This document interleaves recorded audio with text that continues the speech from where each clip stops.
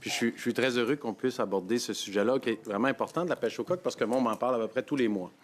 Je voudrais qu'on débute la discussion sur le problème qui est arrivé en 1990. Parce qu'en 1990, il y a eu un moratoire. Et c'est là que le gouvernement fédéral a fermé tous les sites de pêche au coq dans la Gaspésie, pour après ça en ouvrir que quelques-uns. Mais je ferai un petit tour de table d'abord pour vous entendre. Vous rappelez-vous, c'était comment avant? C'était quoi le nombre de sites qui étaient ouverts dans Baie des Chaleurs avant les années 90? Peut-être on peut commencer par vous, Dorina ou Gaston. Moi, j'ai jamais entendu parler de restrictions d'aller au coq. Et OK. ni de quantité, ni de grosseur. Il y en avait en abondance. Puis là, je me rappelle, moi, j'étais trop jeune, mais on avait même une cannerie de coq chez Roussel, à Saint-Omer, à Robitaille, qui est toute, c'est tout fusionné, là. OK. Donc, dans le temps, vous pouviez en prendre partout, à Maria, Carleton, Saint-Omer? Ben, moi, je n'avais pas besoin d'aller à Carleton, c'était dans mon jardin. Et je veux dire, j'avais pas besoin, mais j'ai jamais entendu, il y avait des restrictions. Là, après, là, les gens, mes frères, ça, ils vendaient leur coq à cannerie pour quelques sous, là. Moi, adolescente, ça m'arrivait de mettre une pancarte au chemin, coq à vendre. J'avais un beau 4 piastres. OK, mais aujourd'hui, ça vaut pas mal. Je les donne. J'aime mieux les donner que les vendre, là. OK. Vous, M. Bourdage? Il n'y avait aucune restriction. On allait derrière la maison parce que le littoral de la baie des Chaleurs, face au nord du Nouveau-Brunswick, c'était ouvert à la communauté d'aller pêcher des coqs. Ça faisait partie du patrimoine.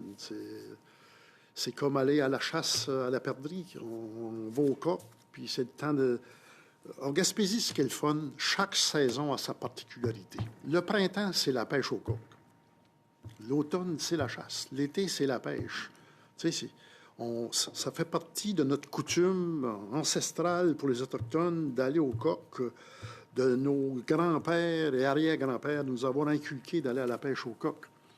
Et pourtant, le fédéral, comme tu dis, Alexis, a fait un moratoire et ils ont tout fermé. Il a fallu se battre pour ouvrir des petits secteurs. Et pourtant, aucune municipalité avait des sites d'assainissement des eaux. Tu sais. Une question pour vous, Ghislain. Vous vous rappelez de ces belles années-là à Bonaventure, quand vous alliez, quand le site était ouvert? Voulez-vous nous décrire jusqu'à quel point c'était populaire? Oh mon Dieu, il y avait du monde partout. Ça pêchait des coqs. Jamais personne n'a été malade. Le docteur Jean-Marie Pitt a pratiqué 50 ans à Bonaventure, puis il n'y a jamais personne qui a été se faire soigner pour avoir été malade pour les coqs. Et c'est une tradition pour nous autres, les Gaspésiens. Combien de monde, dans vos souvenirs, sur la plage à Bonaventure, quand on pouvait pêcher les coqs? 200-300 personnes. Puis là, en 1990, M. Roberge, quand le moratoire arrive, ça devient interdit. Qu'est-ce qui se passe? Comment c'est vécu par les gens de la Gaspésie, la baie des Chaleurs? Les gars, ils allaient pareil, puis ils se faisaient poigner. Ça vous est arrivé? Ah oui. Ouais. Même me faire courir par un hélicoptère. OK. Ça m'a jamais arrivé. Ben, là, on ne peut plus y aller, on n'a plus le droit. Puis vous êtes fait pogner combien de fois dans ces années-là, après le moratoire? Oh, 6 fois. OK. J'ai payé des grosses amendes fortes. OK. À 250 piastres la coque. Puis pourquoi vous continuez à aller à la pêche au coq, même si vous receviez des contraventions? Oh, j'aimais ça pêcher les coques, c'était horrible. C'était plus fort que moi. Ça. Puis j'aurais même fait de la prison pour y aller. Mais, merci, M. Robert. M. Bourdage, peut-être sur l'exemple de Saint-Siméon, parce que là, on aborde ça, donc il y a le moratoire, puis après ça, il y a un gros mouvement citoyen qui se met en branle pour finalement essayer de rouvrir quelques sites. C'est comme ça qu'on réussit à avoir quelques sites maintenant, notamment Miguachod, de temps en temps Saint-Omer, Port-Daniel. Mais toutes ces années-là, il y a une pression populaire de gens qui veulent avoir accès aux coqs, parce que justement, il y a plein d'endroits où ça pourrait se faire. Et vous avez abordé là, le sujet de Saint-Siméon. Pouvez-vous nous raconter un peu qu'est-ce qui est arrivé, puis qu'est-ce qui a fait en sorte que malgré une mobilisation, puis un rapport qui est fait, puis le comité ZIP qui marche, pourquoi, d'après ce que vous avez appris, là, ça n'a pas pu? Pourquoi est-ce qu'on n'a pas pu ouvrir des nouveaux sites? Bien, comment est-ce que je pourrais vous lire la conclusion de ce document-là? Le comité ZIP, comme exemple, en 2007, oui, il y avait 120 pêcheurs qui avaient été sélectionnés pour pêcher des coques. Ils n'ont récolté 168 000. En 2008, il y avait 80 pêcheurs. Puis en 2009, il y avait 60 pêcheurs qui sont allés pêcher dans une zone que Pêche Océan disait contaminée, qui était fermée, qui ont eu l'autorisation d'y aller. Et la conclusion a prouvé que la zone était potable à être ouverte. Donc, ça, c'est à Bonaventure Ouest. Là. C'est entre Saint-Siméon et Bonaventure. Okay. Ben, c'est l'endroit protégé de mon ami Ghislain Roberge, où il adore aller pêcher. Et donc, le problème, M. Baudage, parce qu'il ne me reste pas beaucoup de temps, c'est que c'est pas que les coques étaient contaminées. C'est l'humain qui n'est pas capable de voir à ce que ça avance. Je vais vous lire le petit paragraphe. Là. Afin d'assurer une permanence dans la gestion communautaire des mollusques de Bonaventure-Saint-Siméon, ainsi que d'assurer la mise en application du présent plan de gestion, le comité de promotion pour la cueillette des mollusques devra mettre sur pied une structure administrative fonctionnelle et structurée, conjointement avec Pêche Océan. Ça n'a jamais été fait. Ça veut dire que ça fait 10 ans et plus qu'on perd le droit de pêcher aux coques seulement dans cette zone-là. Imaginez-vous donc, il y en a 41 autres qu'on pourrait analyser sur les 48 qu'on pourrait pêcher. Ce qu'on voit, c'est qu'il y a une capacité technique. Si on voulait ouvrir des sites de plus, entre autres avec l'apport de Mérinov, on pourrait le faire. Peut-être une question d'abord pour M. Jérôme. Vous remercier pour votre témoignage, puis vous dire que je suis en effet du même avec vous, que c'est un sujet sur lequel toutes les communautés de la Baie des Chaleurs peuvent travailler ensemble pour se réapproprier une tradition qui, malheureusement, est en train de mourir, et de dire que je suis tout à fait ouvert à ce qu'on travaille main dans la main là-dessus. Monsieur Jérôme, vous, vos souvenirs de pêche aux coques, c'est donc sur la batture à Guiscapégag. Est-ce que vous vous souvenez de ces moments-là? Oui, exactement côté ouest de la communauté, plutôt dans le village de Maria. On prenait à pied le littoral. Ça nous prenait probablement 30 à 45 minutes de marche pour arriver à l'endroit que je me souviens.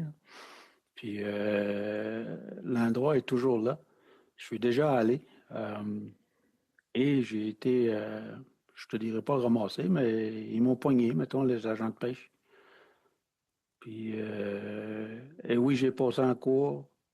Et oui, j'ai payé des amendes, mais ça m'a jamais empêché. Vous êtes comme Ghislain. Un peu, oh oui. Il y a plein de choses qui se passent la nuit, et même la pêche. Donc, vous parlez, dans le fond, c'est ça, de l'importance. Et donc, vous avez eu affaire, vous aussi, là, à l'aspect répressif. Donc, des agents des pêches qui étaient là puis qui vous ont imposé des contraventions. Oui, mais après une bonne discussion avec la gang, je me souviens, en parlant de ressources humaines, j'étais seul avec un de mes petits cousins. Puis, il y avait 4-5 agents sur la plage. Fait que je suis allé les voir qu'est-ce qui se passait, là. Puis, là, ils m'expliquent que c'est une zone fermée, puis j'avais pas le droit, puis il parlait de tests. Puis là, j'ai questionné la validité du test. J'ai demandé, quand est-ce que ça a été pris la dernière fois, votre fameux test? Puis ils se sont tous regardés, les 4-5, puis il n'y avait pas de réponse. C'était « je ne sais pas ». C'était ça ma réponse. Merci, M. Jérôme. Une question pour vous, Mme Lambert-Kouzumi, parce que, dans le fond, Merci. c'est ça le problème. C'est ce qu'on s'aperçoit, c'est que l'eau, elle est correcte parce qu'il y a déjà des sites. On a une capacité technique pour en ouvrir.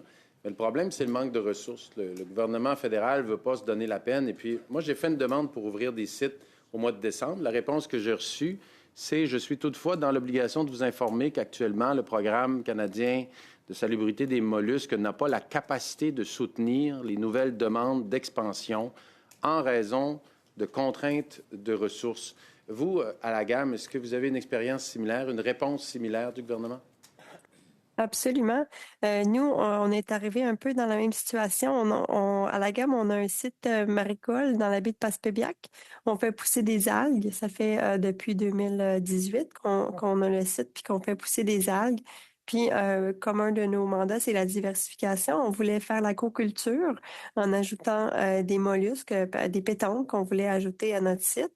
Et en écrivant justement pour essayer d'aller chercher les permissions, on pensait faire une collaboration avec Mérina. On va aller chercher les échantillons d'eau, les faire tester pour avoir une approbation, pour ajouter cette espèce-là à notre permis d'aquaculture. Mais on s'est fait dire que justement, il y avait pas d'issue. Ça semble pas être une question d'argent parce que nous, on avait les fonds pour payer les analyses. On avait la capacité d'aller chercher les échantillons. Mais c'était vraiment donc j'ai pas la réponse devant les yeux, mais ça ressemblait exactement à ce que vous avez dit, Monsieur Deschaines. Donc c'était pour l'instant, il y a pas d'issue, puis on sait pas trop pourquoi, mais il y a pas de service qui semblait offert là, pour faire cheminer notre demande. Et ça, dans le cas que vous parlez, puis M. Courtemanche, on vous donnera la parole tout de suite après, mais c'est donc, vous étiez prêt à débourser les frais, là. Mais Absolument, la réponse oui. de l'Agence canadienne ou d'Environnement Canada ou du MPO, mais c'était, on n'a même pas le temps de regarder ça. Exact. Donc, c'est pas une question d'argent parce que nous, on a les capacités, on avait des programmes même de financement pour nous aider à développer cette co-culture-là. Mais en ce moment, tout est sur pause là, parce qu'on sait pas, on n'a pas de capacité de réponse du côté fédéral. Capacité de répondre à une demande. Monsieur Courtemanche, vous voulez ajouter quelque chose? Oui, peut-être un élément additionnel. Le fait qu'il n'y ait qu'une poignée de sites qui soient ouverts fait en sorte que la pression de pêche, en fait, sur les sites qui sont ouverts est beaucoup plus forte que s'il y avait d'autres sites ouverts aussi. C'est au niveau de la biomasse en tant que telle ou de la gestion du stock, c'est sûr que ça amène un enjeu additionnel. Puis moi aussi, j'ai pêché les coques, pêché les mis avec ma famille, avec mes enfants, puis avec mon beau-père dans le temps.